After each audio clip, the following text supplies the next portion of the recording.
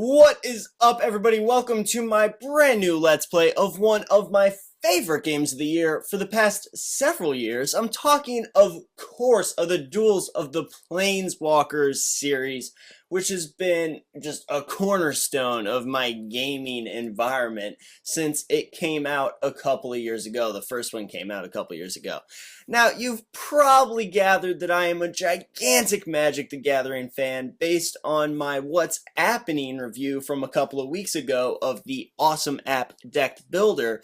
But in case you don't know, I absolutely adore Magic, and I've been playing it since I was super little.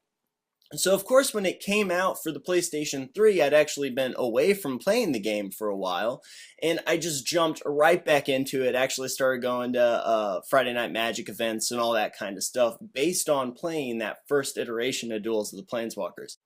But I want to kind of do a Let's Play of not just the traditional gameplay, because my favorite mechanic, my favorite aspect of these games is actually not just the strict arcade-style gameplay that it provides, or even the multiplayer, which is also excellent.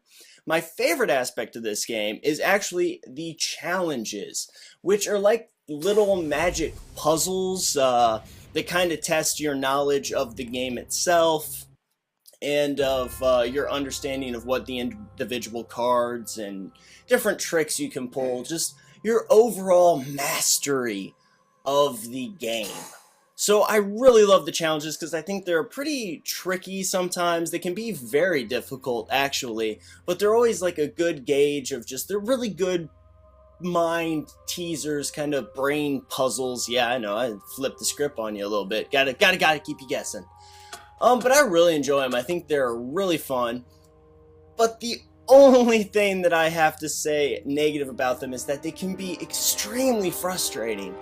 Sometimes there's just so much going on. I mean, you have to, recognize your board state. You have to, keep track of what's in everybody's graveyard.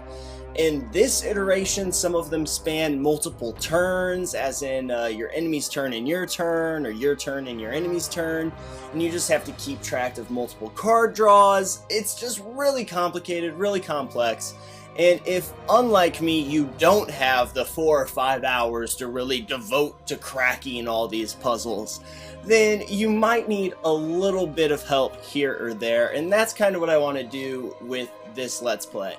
Well, while I do recommend just kind of tackling these puzzles and trying to solve them yourself, they're a great helper to kind of learn the ropes of the game, or even refine your mastery of it. I definitely don't fault you for maybe wanting a little bit of help here or there, because they can be really perplexing.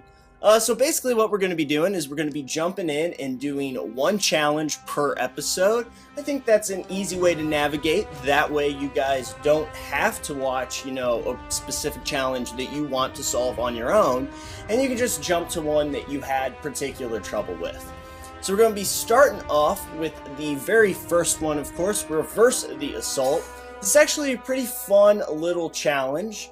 If it's your opponent's turn, and he's intent to beat down your last few points of life. Can you survive the assault and win on your next turn?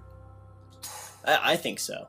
I think our chances are pretty damn good. Isn't that the second time we've seen this art in like 5 seconds? Anyway, that's the other thing. I mean, I love the card art and how they really feature it in the game. It's pretty sweet. This game's excellent. This first one is actually a little tricky right out of the gate, because it is going to deal a lot with reacting to our opponent and trying to figure out what we can do from there. Now what I want to do with this is kind of walk you through how I solve the challenges. So we're going to do a couple of wrong ideas, perhaps, just to kind of better grasp what we're doing here. Now the first thing you always do in every single challenge is you want to recognize what the board state is. So we figure out he's got 6 open mana, no cards in hand though, so that's not really a problem because we have to win before our next turn ends. So we don't have to worry about his mana or anything. We do have to worry about the creatures that he's got out, because he's about to bash us in the friggin' face for about 1 billion. So let's see what we got here. We got a Sentinel Spider, which is a pretty damn good card. It costs a little bit, but he's got some tricks on him. We've also got this Rhino that's got the trample stamps on him, so that's not good for us either. And we've also got Deadly Recluse, which is a pretty decent card with the reach. I mean, it's pretty much a 2-drop removal spell for green, which is not bad. Over on our side, we got Dragon Hatchling, which is generally a pretty bad card. I do not run it in anything. We got Goblin Piker and Reckless Brute. He's got to bash in every turn. So the first thing that we have to focus on is we have to survive this turn, because after this turn we're going to draw a card. I mean, a lot of shit can happen, but we also have to know what's in our hand. So let's just familiarize ourselves with these cards too. I kind of forgot that step. Panic Attack. 3 target creatures can't block this turn. We've also got Active Treason, which is a way better card for the exact same mana cost as Panic Attack. So right away, I mean, given what's happening on the field, Panic Attack might be useful.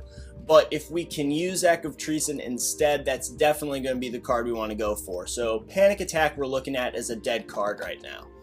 We've got Volcanic Fallout, 2 damage to all creatures and players. Based upon our toughness on the board versus the enemy's toughness, this is also basically a dead card. We do not want to use this thing at all for any reason.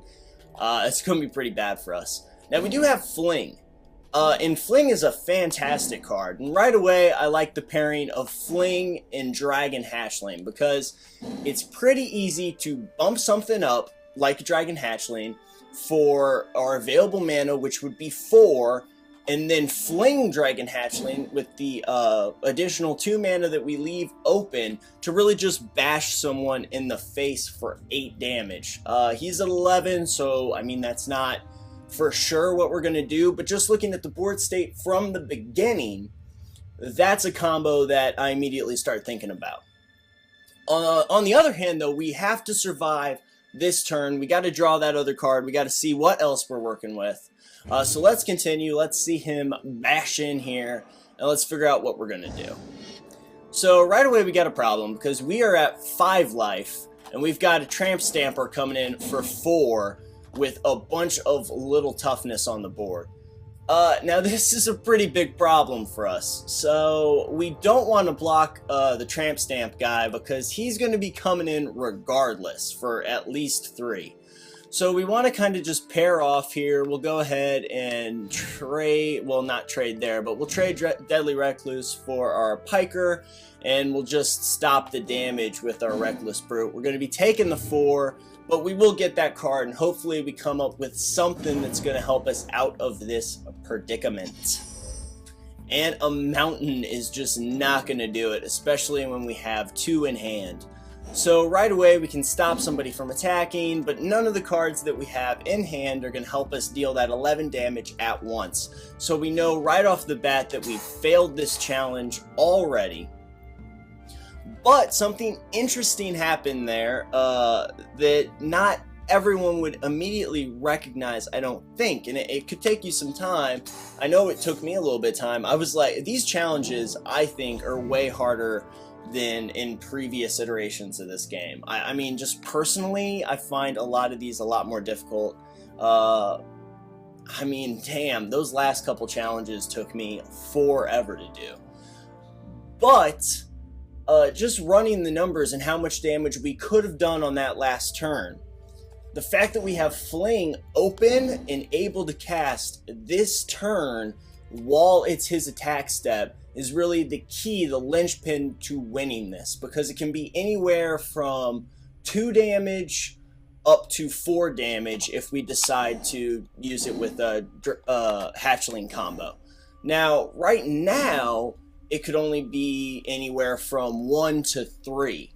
But that extra 3 is really what's going to make all the difference, and it deals with a mechanic that is the Declare Blocker step and assigning damage. So I'm going to show you what I mean. That was a little, like, I got a little crazy right there trying to explain it, because it's a lot easier to just show you. So we're going to have this guy bash in on us. And like I said, Fling is going to be the MVP of this particular match. We're going to go ahead and trade off Deadly Recluse for this guy. We want to get our blocks in right here, and we want to say go, but then we want to immediately stop the timer. So the reason why these are so cool is because they deal with little known rules or little known exploits that are really going to help you if you're playing the game in any kind of tournament setting or even just the multiplayer on here. And the rule that this wants to kind of strike home is the fact that once you've declared blockers, no matter what happens, that damage is not going to hit you.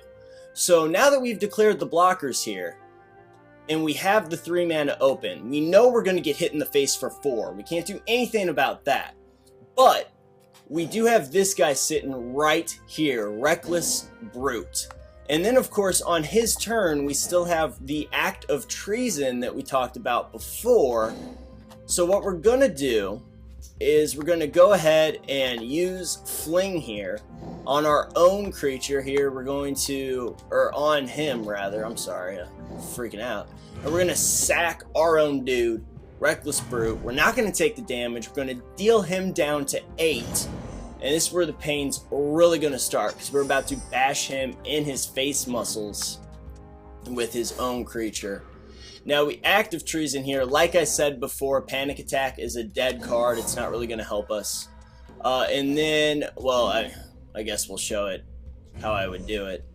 We'll go into combat step. We'll bash in there. And then we will pump our Dragon Hatchling, sending that guy to Stevenstown. Population him. Going straight down to 0 life. So, I mean, that's pretty much what this puzzle's trying to show us. It can be a little bit tricky, but once you actually see the mechanics of it, it's one of the simpler ones on here. Not too bad for a first puzzle, but it definitely pushes you right into the deep end, because I know even for me personally, it took me a while to recognize that the state was in my favor. I mean, just looking at that guy swinging in for lethal against you can be a little intimidating. But it's definitely not impossible. They get a lot harder from here on out, you guys. I really think that they ramp sufficiently, except for like the very last one is maybe a little bit easier than the ones prior to that. But I really think that in this game they ramp sufficiently. Each one is harder than the last. Whereas in past games, it might have been a little bit easier to kind of get some of the challenges that came later, as opposed to some of the ones that were earlier on.